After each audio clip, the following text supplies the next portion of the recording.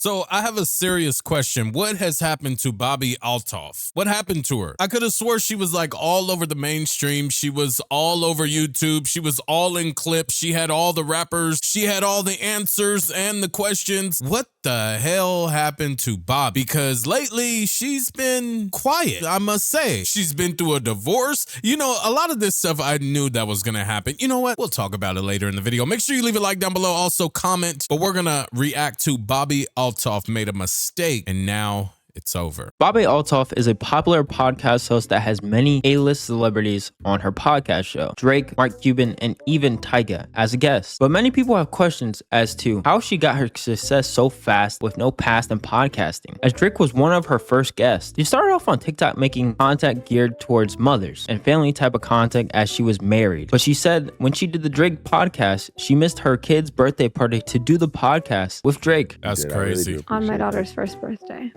I wasn't going to bring that up. You missed your daughter's first birthday. To be here. Regret that you'll never be able to undo. Yeah. Horrible parenting.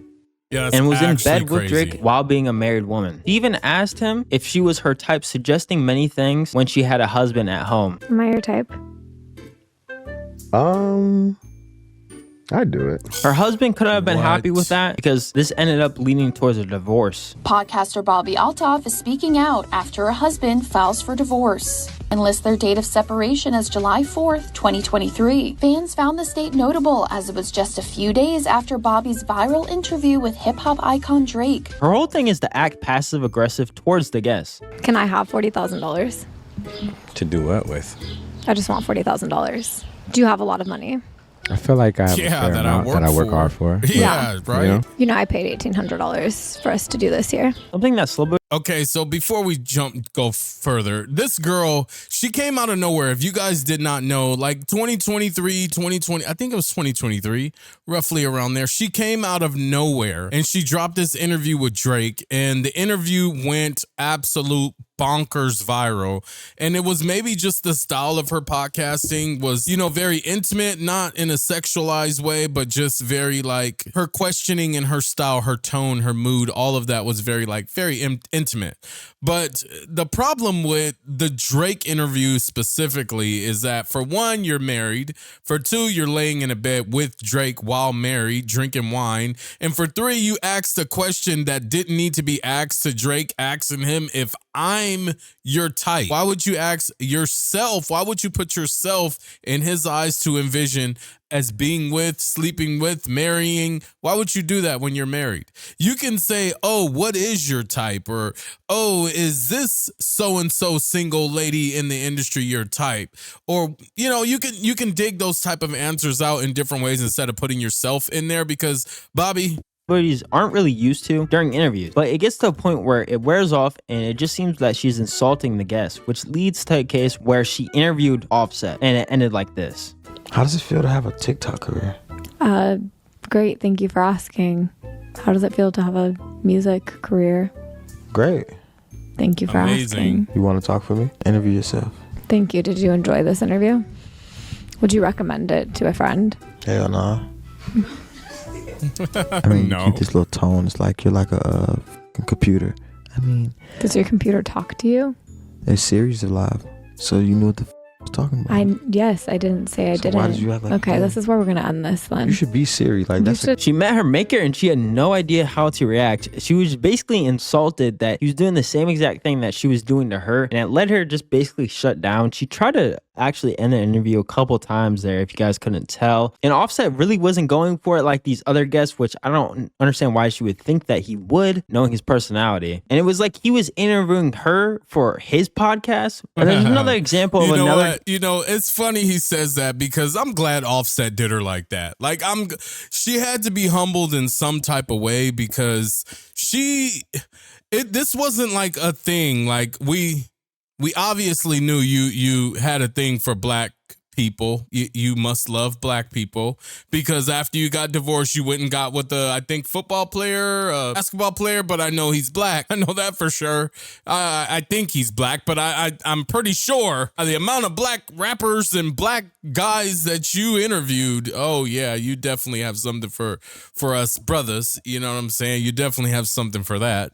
But yeah, I think Offset did a good job. I think he definitely put her in her place, because the one thing I didn't like about her in her interviews is how she would be slightly disrespectful and make someone feel like they're lower than the other, lower than her.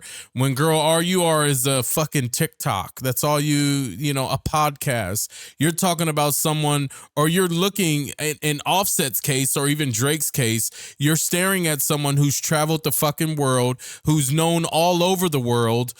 Come on, you're nowhere near. That's like sitting in front of a football star. You're nowhere near on their level, and it does not matter how much money you make. It's not about that. It's literally, and you didn't make as much money as they made in their careers. I can tell you that by 100%.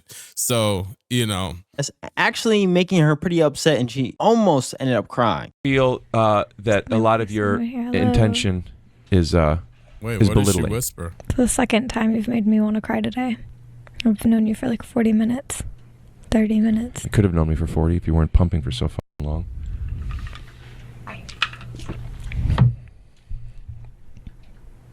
Do you want to talk about how my grandparents died? Is that some more questions that you have brought up? We're basically all the way caught up. We're gonna go back a little bit. Funny Marco actually was the one that initially blew her up. It was actually her first ever podcast where Funny Marco went on there. He was bigger than her. He was basically giving her a chance, make her way in the industry and have her own way, which she did. She blew up from this podcast, and it really only blew up because Funny Marco's name was in the title, basically giving her more traction. And it kind of was the fact that they were going to basically blow up a little bit together. Bobbie just overtook everything. And now she's really getting no views on anything at all. And she keeps on getting these interviews because she's really an industry plant. And in these interviews, basically the only thing that she's saying is that she's only doing this for the money. I didn't grow up with money. I am on a lifelong journey to get money. I love that I'm able to take care of my family. I love like brand deals. You know, I and don't making blame money her. on TikTok. You're still in your TikTok era. I know you've changed eras since then.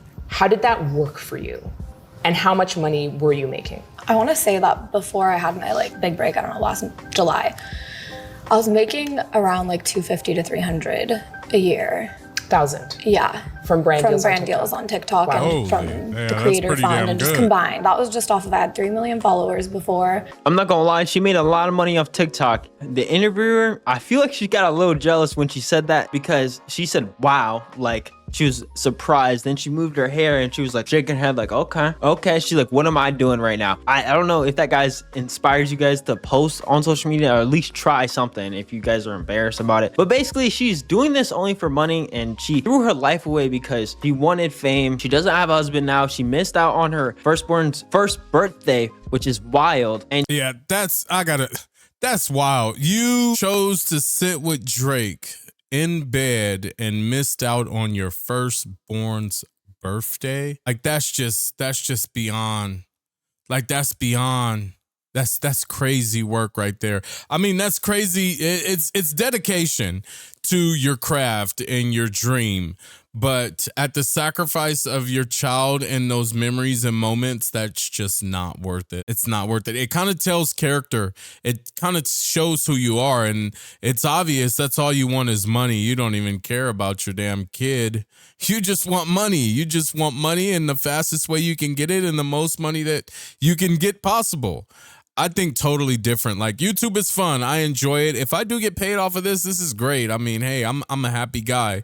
I'm always going to be happy, and I'm always going to work a job. But if YouTube helps me out, that's great. But I would never, ever, ever, ever put YouTube before my kids, ever. Or anything. Any passion, dream, or job, my kids will always come first. But that's character. That shows the type of person you are. And I guess I'm different. But also, while we're speaking on different, YouTube has picked a different video for you to watch. So you might as well click your screen, go ahead and tap that and watch the next one. And I'll see you in like 5 seconds.